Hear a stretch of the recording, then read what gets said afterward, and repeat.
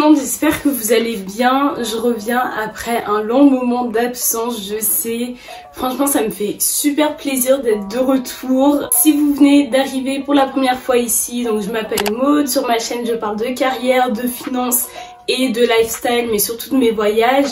On est plus de 600 maintenant sur la chaîne et je vous dis merci beaucoup, ça me fait énormément plaisir. Je sais qu'il y a pas mal de gens qui viennent de TikTok parce que maintenant je suis beaucoup plus active dessus, donc bienvenue à vous, j'espère que vous kifferez. Pour les anciens, merci d'être toujours là, ça me fait beaucoup plaisir.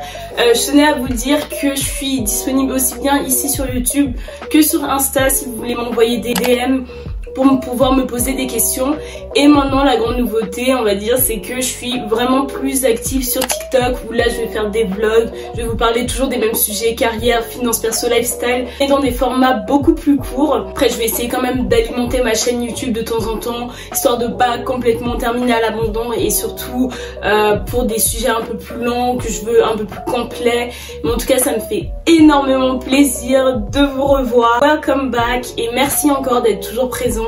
N'hésitez pas à liker dès maintenant, à partager, à vous abonner, à activer la cloche dès maintenant et à en parler autour de vous. Donc la vidéo d'aujourd'hui, elle est sponsorisée par Ana Luisa. Donc les bijoux que je porte, que ce soit mes boucles d'oreilles ou mon collier, ont été gentiment envoyés par la marque new-yorkaise. Donc je suis toujours ravie de tous les bijoux qu'ils m'envoient. J'avais déjà fait dans ma précédente vidéo un petit récap de 3 bijoux qu'ils m'avaient offert. Et aujourd'hui, j'ai pu avoir 5 bijoux dont je vais vous faire la présentation assez rapidement et dont je suis très contente. D'abord, il y a les boucles d'oreilles d'Obi, donc que je porte actuellement. C'est un cercle avec une pierre aventurine qui est verte claire et translucide.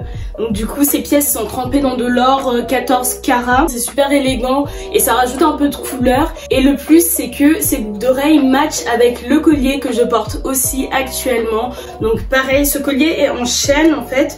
Il y a une chaîne et ensuite on a la petite pierre translucide toujours verte, verte claire, un peu comme de la pierre de jade, mais du coup c'est de l'aventurine. C'est vraiment très joli et le fait de pouvoir matcher à la fois ses boucles d'oreilles avec son collier, franchement je kiffe. Ça peut vraiment finaliser le look, surtout quand on porte par exemple une tenue totale look noir comme là actuellement je porte des couleurs assez sombres.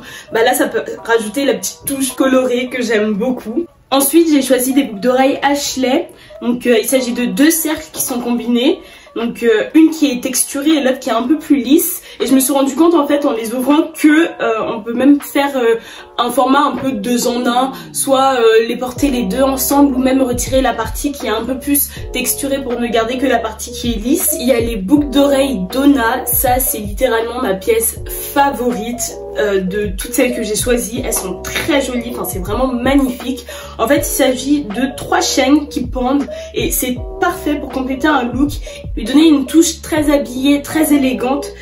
C'est une pièce incroyablement chic que je sens que je vais porter mais très régulièrement pour des occasions. Et enfin j'ai choisi donc les boucles d'oreilles Michel.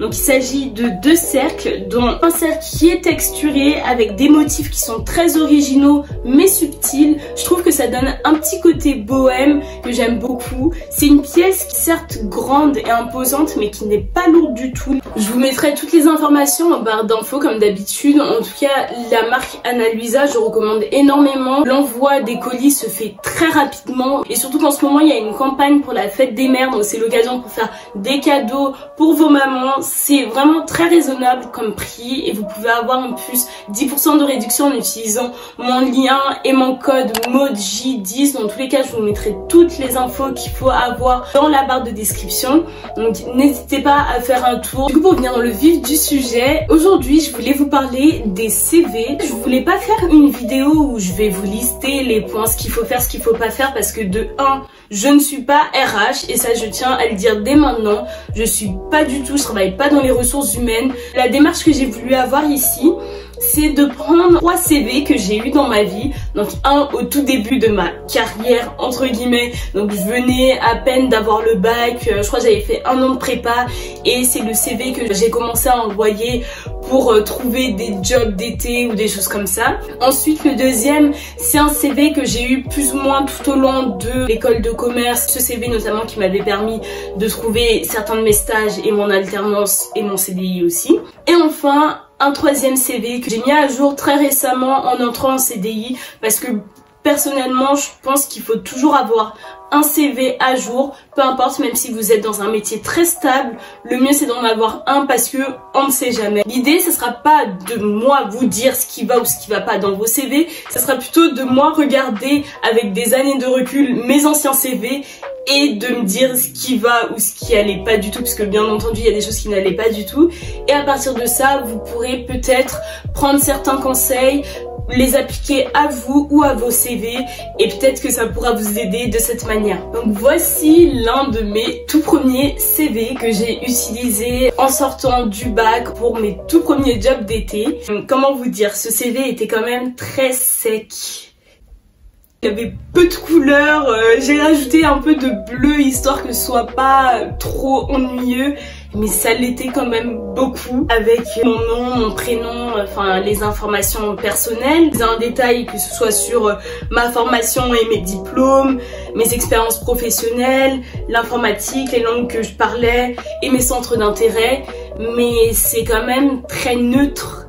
Il n'y a pas de photos, il y a peu de couleurs, il n'y a pas de forme, il y a pas grand chose en fait, et honnêtement avec des années de recul je me dis bah si un RH reçoit un CV comme ça, bah c'est plutôt logique en fait qu'il n'ait pas forcément envie de s'y attarder. Je détaille pas les actions que j'ai menées, je détaille pas les missions que j'ai eues, j'ai juste écrit j'étais vendeuse.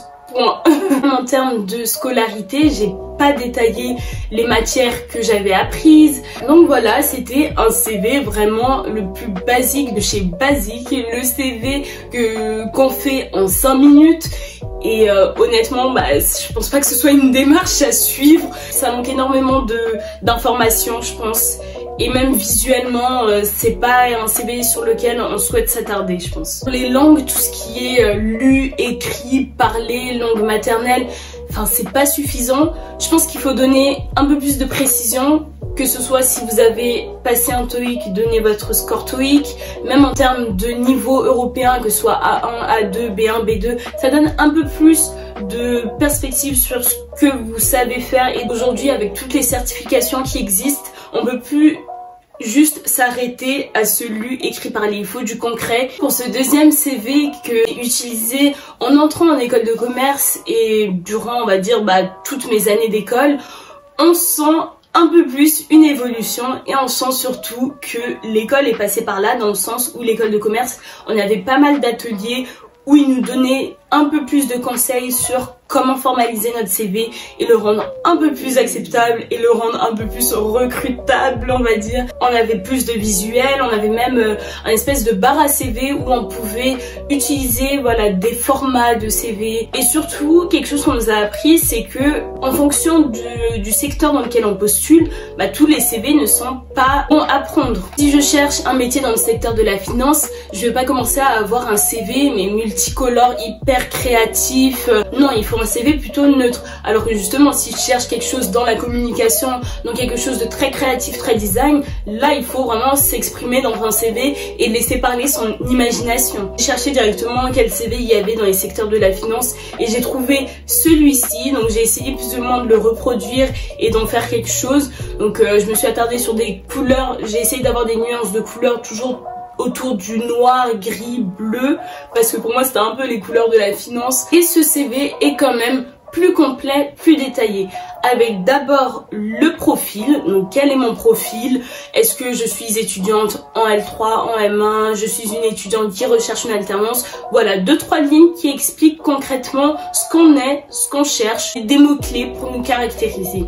Le nom en gros, j'ai rajouté un titre sur le CV, ça c'est très important. Ça permet au RH de faire un tri beaucoup plus rapidement, je pense, parce que là on a le nom du contrat qu'on veut, le nom du métier et l'entreprise pour laquelle on postule. Et donc ça, on va changer en fonction des entreprises pour lesquelles on postule. On avait décidé de partager mon CV en deux, avec d'une part tout ce qui concerne mes expériences professionnelles et mes diplômes, et d'autre part tout ce qui est un peu plus soft skills et hard skills aussi pour certains, mais qui peuvent être pointé assez rapidement. Donc sur la partie de gauche, j'avais donné donc les langues que je parle toujours, donc là en donnant un peu plus de précision avec mon score TOEFL, mais j'avais fait l'erreur d'utiliser ces jauges, ces types de jauges. C'est certes stylé entre guillemets, mais ça donne pas de précision concrète, c'est plutôt nous qui nous évaluons de cette manière avec ces jauges là, et surtout en termes d'informatique, quand ce sont des CV, enfin un screening qui se fait informatiquement, la machine n'arrive pas forcément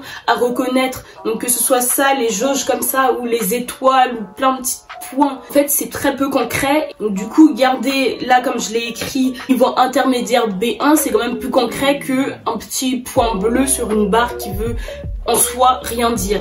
Et donc c'est quelque chose que j'ai fait juste en dessous aussi avec les logiciels, et plutôt au moment de l'entretien où je pourrais développer davantage dans quelle mesure je suis apte à utiliser le pack office, parce que par exemple c'est bien beau d'écrire je sais utiliser Excel, mais concrètement qu'est-ce que je sais faire? Est-ce que je sais utiliser des formules? Est-ce que je sais utiliser des VBA? Est-ce que je sais utiliser des macros?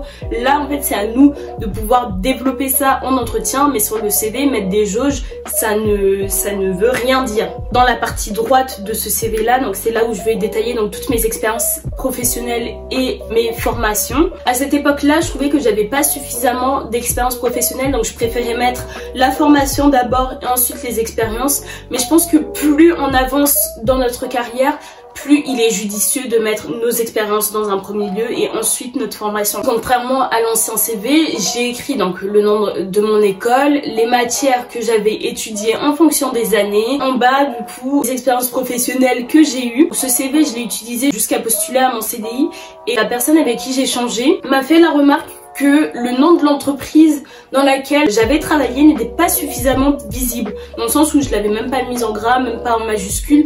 Donc ça c'est quelque chose, c'est une remarque que j'ai pris en compte et que j'ai modifié dans mon CV d'après. Mais à part ça, je détaille les tâches que j'ai accomplies, les missions que j'ai eues de façon beaucoup plus détaillée, et ce qui donne quand même un peu plus de matière pour la personne qui va me recruter et de quoi échanger avec. Et enfin, donc là c'est le dernier CV que j'ai mis à jour en entrant en CDI, donc jusqu'aujourd'hui au final je l'ai jamais utilisé. J'ai voulu quand même le mettre à jour parce que en fait en prenant du recul sur l'ancien CV que j'avais utilisé jusqu'aujourd'hui pendant toute mon école et pour pouvoir postuler à tous mes stages, en prenant du recul je le trouvais pas si joli que ça, et vraiment trop, il y avait trop d'informations. J'ai essayé aussi de mettre en application les conseils que m'avait donné le précédent recruteur, en me disant par exemple que c'était dommage qu'on ne voyait pas d'un premier coup d'œil l'entreprise dans laquelle j'avais travaillé.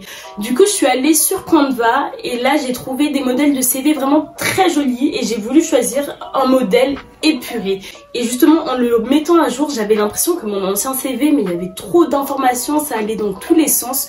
Donc j'ai toujours gardé cette structure binaire on va dire, avec d'un côté à gauche tout ce qui concerne mes hard skills, soft skills mais en mots-clés, et à droite tout ce qui concerne mon expérience professionnelle et mes diplômes, ma formation.